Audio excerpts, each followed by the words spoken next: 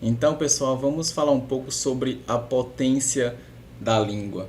E o que é essa potência, né? Em primeiro lugar, a palavra potência pode ter vários significados e essa multissignificação da linguagem, essa polissemia, é bom que a gente tenha sempre em mente.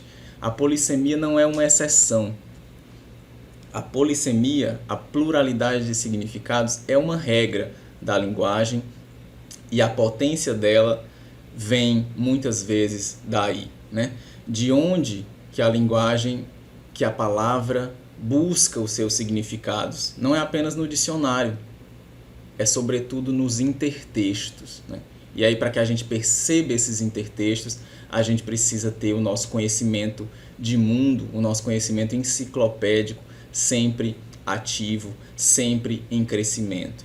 Aqui, por exemplo, quando eu falo em potência da língua, eu estou querendo dialogar, estou dialogando com uma dicotomia lá do Aristóteles entre ato e potência, uma das dicotomias aristotélicas, né? Quando eu estou aqui falando para vocês, eu estou no ato da fala. E vocês estão na potência da fala. Porque vocês estão escutando.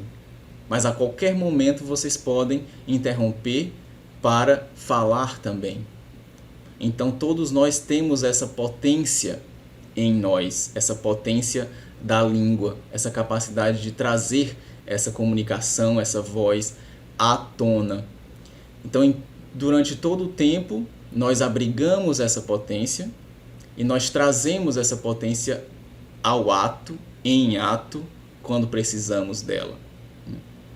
Mas é interessante a gente pensar o que nós fazemos com essa potência que nós temos. É sobre isso que a gente vai falar um pouco. Eu trago duas epígrafes, uma do linguista Émile Benveniste, em que ele fala que é na linguagem e pela linguagem que o homem se constitui como sujeito. Olha que forte, né? Nós estávamos agora há pouco falando sobre o feminismo e uma versão menos machista da linguagem teria que repensar, né? Uma visão menos sexista da linguagem teria que pensar esse uso do homem como uma totalidade, né?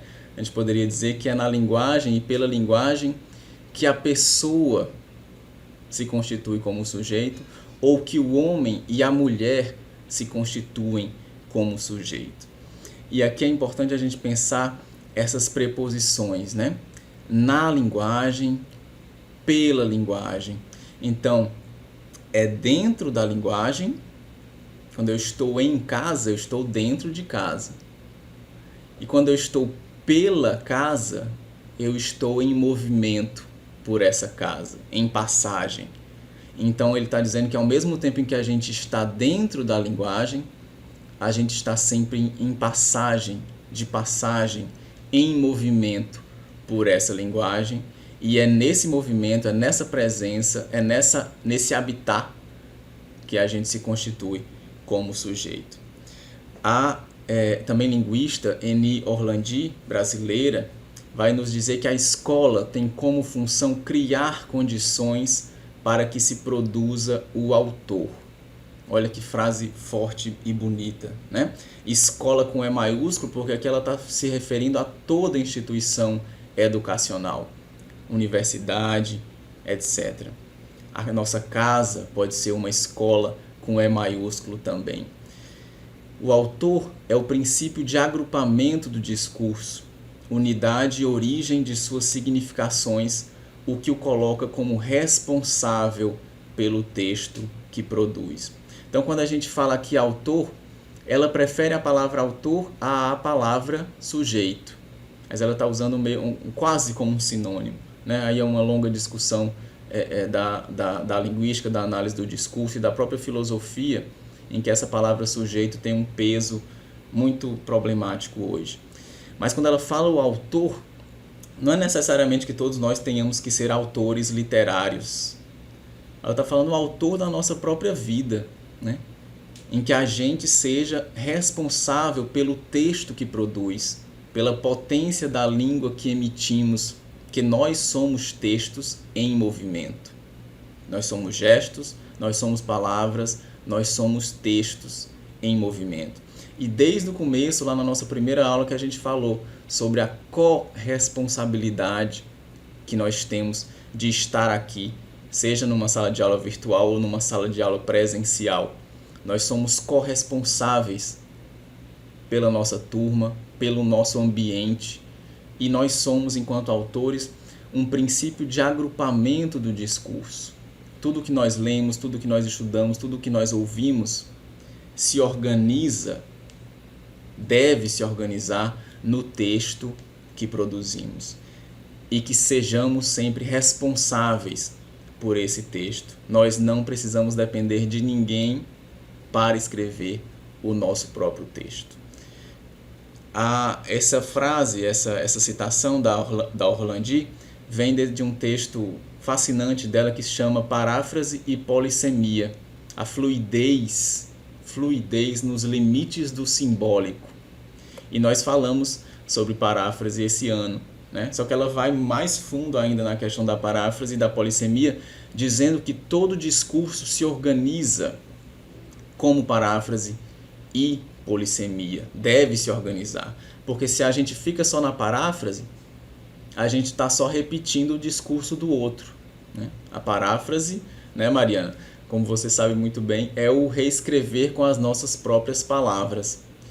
Mas desse primeiro passo, que é a paráfrase, a capacidade de dizer com nossas palavras o texto do outro, o texto que já está no mundo, eu tenho que dar esse outro passo rumo à polissemia. Não apenas a polissemia das palavras, mas a polissemia dos textos. Que meu texto seja uma nova mensagem. A partir do que eu dialogo com outros autores, com o que eu li, com o que eu estudei, com o que eu escutei falar, eu crio uma nova mensagem. Um texto que seja não apenas paráfrase, mas também polissemia. E a autora vai nos falar sobre 3 tipos de discurso, que eu acho muito interessante para a gente pensar, inclusive, o discurso do professor, o discurso do aluno, do docente e do discente, que eu gosto tanto de chamar, usando o neologismo do Paulo Freire, de dó-discente, porque nós somos uma coisa só, sem hierarquia, devemos ser, né? Nós não somos uma coisa só sem hierarquia se nós habitarmos um discurso autoritário, em que se contém, em que a polissemia está contida, em que nós não estamos expostos ao jogo da linguagem. Não é esse discurso que nós queremos. Também não é apenas um discurso polêmico, em que eu controlo a polissemia, em que nós estamos apenas relativamente expostos ao jogo entreabertos. O discurso que eu quero com vocês, o discurso que eu tento fazer, é o discurso lúdico, o discurso do jogo da linguagem. Nós falamos sobre Wittgenstein esse ano, o filósofo que funda esse conceito de jogos de linguagem. A linguagem não existe apenas para dizer uma verdade.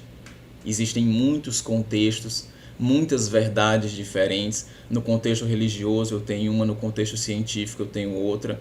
Como que essas verdades dialogam com respeito, né? Então nós estarmos abertos à polissemia do discurso de cada um de nós. Cada um de nós tem uma palavra diferente a dizer. Mesmo que seja a mesma palavra, o timbre das nossas vozes é único. Cada voz é única, impressionantemente, né? 8 bilhões, 10 bilhões de sujeitos, de autores no mundo, e cada um desses tem um timbre diferente. Isso é impressionante. E esse timbre não é apenas a forma como o som sai, mas pode ser também o conteúdo do som que sai das nossas vozes, né? Então estejamos expostos amplamente ao jogo da linguagem, expostos a nos enriquecer e evoluir com esse jogo real e frutífero da linguagem, né? Então eu trouxe, gente, para ler com vocês aqui no nosso fechamento desse ano, 3 poemas do meu livro, Pulsão de Língua. Por que eu trago do meu livro? Porque eu acho que a mensagem que eu estou passando para vocês é exatamente essa, de acreditarmos nos nossos textos. Não é aqui com arrogância de achar que esses poemas são ótimos, né? Mas como um exemplo de acreditarmos naquilo que nós escrevemos, naquilo que nós queremos dizer, então trazer esses textos para vocês, tá? O primeiro deles, o Neanto de Orfeu. Mariana, pode ler para a gente? Neanto, autor da poema radical e soberbo, o assalto a Orfeu, ousadia de apartar tal lira a cabeça decapitada, violar a caverna-templo, onde restava o oráculo, estoar outra vez o casco da tartaruga primitiva. Quando Neanto ergue a lira e a toca, os animais que outrora se acalmavam clássicos, eriçam-se em fúria contra o saltimbanco e o rasgam, devoram e o somem em seu sangue ancestral. Neanto é o tradutor que concede a Orfeu o ato de terminar de morrer e a potência de não. Obrigado, Mariana. Então a gente tem aqui um poema difícil, né? Um poema cheio de referências, mas a ideia é que eu traga um pouco dessas explicações das referências para vocês, para iluminá-lo um pouco, que é exatamente sobre isso, né? Como nós pegamos personagens da mitologia, como a literatura pega personagens da mitologia e atualiza esses personagens, essas histórias, através dos textos, né? Neanto é um personagem completamente esquecido, obscuro da mitologia grega, que aparece em lugares assim, em notas de rodapé. Só que ele é uma figura que me pareceu fascinante. Então, por isso eu escrevi esse poema. Na história de Orfeu, que é uma história louquíssima por si só, aqui está uma imagem, um desenho do Orfeu feito pelo Sanzio Marden, que é o autor da capa do livro. Esse casco da tartaruga primitiva que eu falo aqui é porque a lira, na Grécia, surge de fato, a primeira caixa de ressonância das liras era o casco das tartarugas. Então a caixa de ressonância vem do mundo animal. Depois é que ela vai ser de madeira, trabalhada, etc. E quando Orfeu morre, a cabeça dele vai para uma caverna que se torna um oráculo. Né? Oráculos são os templos que faziam as adivinhações. E quando Orfeu... tem toda uma história aí, já que a gente está falando de feminismo hoje. Orfeu ele é inclusive decapitado e morto pelas mulheres, né? Porque ele teria se negado a se relacionar com qualquer outra mulher desde Eurídice, desde a morte de Eurídice. E Orfeu desce ao mundo dos mortos em busca de Eurídice. Né? Com o seu canto, ele vai convencendo os demônios e os monstros a descer até o mundo dos mortos e a tentar convencer esses demônios a trazer Eurídice de volta à vida. E aí ele consegue, só que com uma condição: não olhe para trás. Então ele vai saindo do mundo dos mortos segurando a mão de Eurídice, mas ele não consegue conter essa ansiedade e olha para trás. E aí Eurídice, o fantasma de Eurídice, vai embora. Então há muitas especulações e interpretações sobre isso. Uma delas diz que Orfeu teria sido covarde, porque a grande potência do amor nesse caso teria sido ele ir junto com Eurídice e não trazê-la de volta, tentar trazê-la de volta do mundo dos mortos, o que é impossível. Então o Neanto aparece porque ele vai na caverna-templo e ele rouba a lira de Orfeu. Ele quer tirar essa lira do ambiente estritamente religioso e trazê-la de volta à vida dos mortais, à vida comum. Só que quando ele toca essa lira, ele não era Orfeu. Então os animais que outrora se acalmavam clássicos, eriçam-se em fúria contra o saltimbanco e o rasgam, devoram e subsomem em seu sangue ancestral. Então os animais que se acalmavam com a música de Orfeu se eriçam contra Neanto. E aí vem a interpretação que o poema faz na relação com o tradutor e com a tradução. Neanto é uma espécie de tradutor que concede a Orfeu o ato de terminar de morrer e a potência de não, porque essa lira deixou de ficar num templo e foi de volta para o mundo com todas as suas complexidades, inclusive com todas as suas fúrias. Então Neanto representa um pouco também essa coisa de que busquemos fazer a nossa arte mesmo que não sejamos Orfeu, né? Mesmo que não consigamos acalmar os animais de forma clássica, mas nós podemos também buscar essa lira, buscar essa música e essa poesia, né?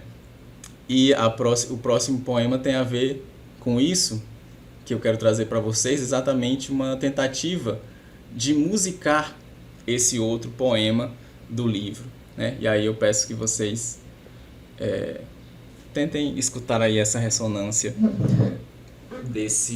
dessa música.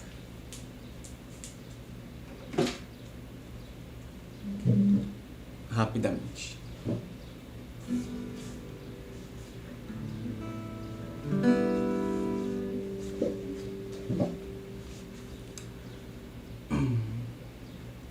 Se o tempo que existe é o tempo da consciência, cada ser é ilha, ilhada em si, entre mentes o mar.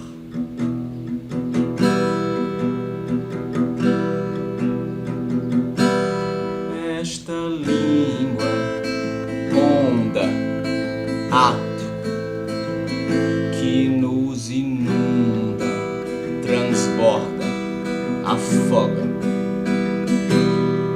e comunica. Munição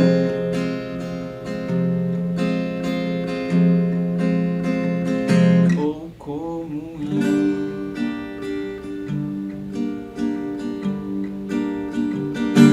Munição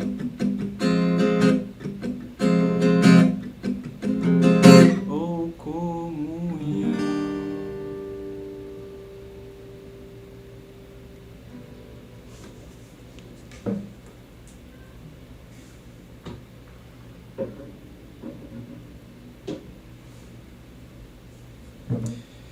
Bem, é uma forma, musicar o poema é uma forma de tentar dar mais atenção a cada palavra dele, né, gente? E esse poema fala sobre, obrigado, Letícia, sobre essa nossa linguagem, essa nossa relação com o outro, com a nossa linguagem, né? O que a gente faz das palavras? Munição ou comunhão? Se o tempo que existe é o tempo da consciência, cada um de nós é uma ilha, ilhada em si. Entre mentes, né, enquanto isso, o mar é esta língua que nos comunica. Se somos ilhas, o mar nos inunda, nos transborda, nos afoga, se ele sobe, nos faz comunicar.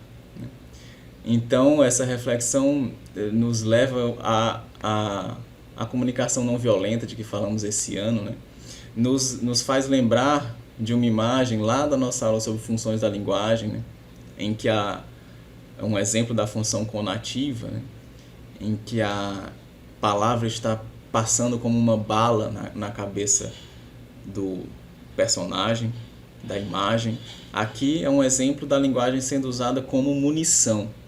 Usar palavras racistas, usar palavras que firam, né, que ferem as pessoas.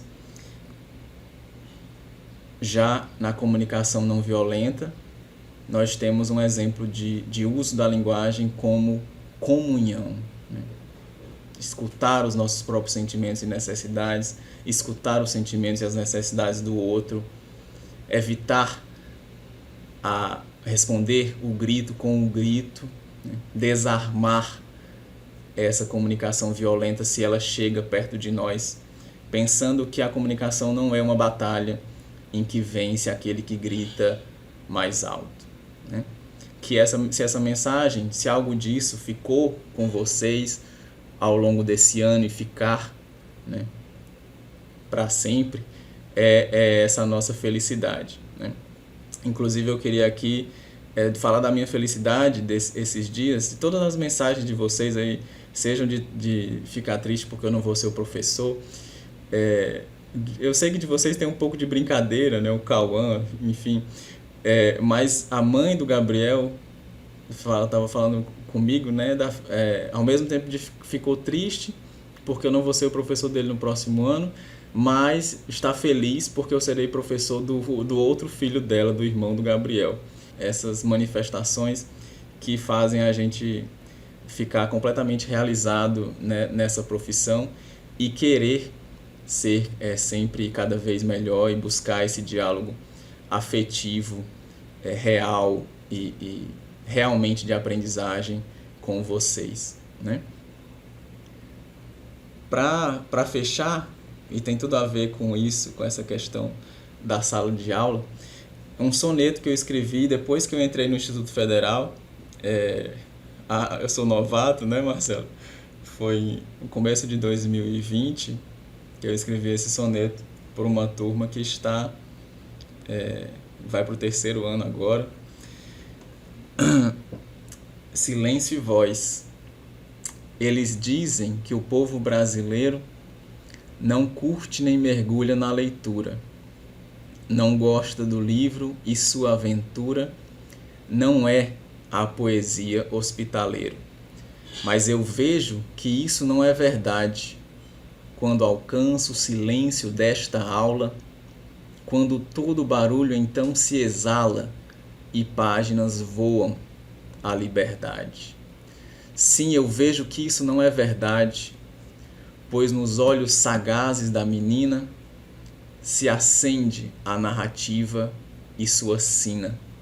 Cisma da ainda crer na humanidade, vencendo todo o caos e todo algoz, quando assume a potência da sua voz. Então, gente, assumam a potência da voz de vocês. Vocês têm essa potência.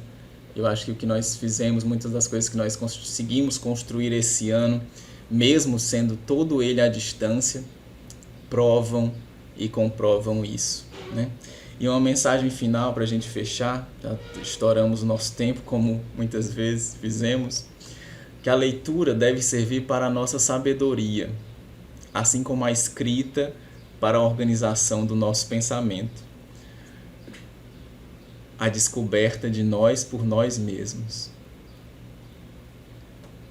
Não pensem numa ideia da leitura obrigatória, né? Mas de uma leitura de descoberta. O Rubem Alves diz, né, que essas duas palavras, leitura obrigatória, são completamente paradoxais, já que a gente falou em paradoxo hoje. Não faz sentido uma leitura obrigatória. A leitura tem que ser de liberdade, de descoberta. Senão, não tem sentido a leitura. Deixa eu ver aqui a mensagem que chegou de vocês.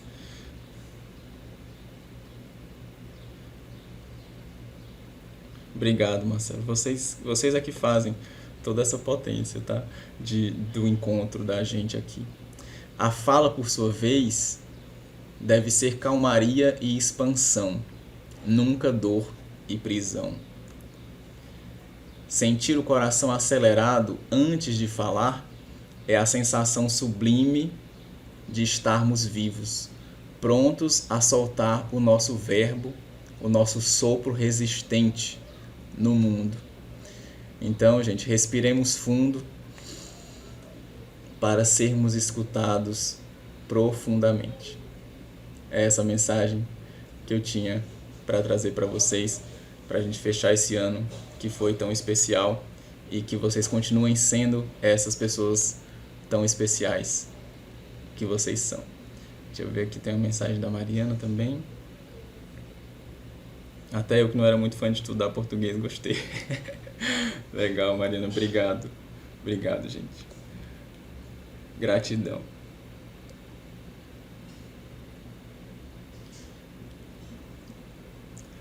Não, Isabel, não vai ser o último encontro não. Com certeza a gente depende muito de vocês. O que a gente ainda pode fazer juntos, muito além da sala de aula no Instituto Federal do Piauí, né? Projetos de ensino, projetos de extensão, projetos de pesquisa. Vamos fazer acontecer.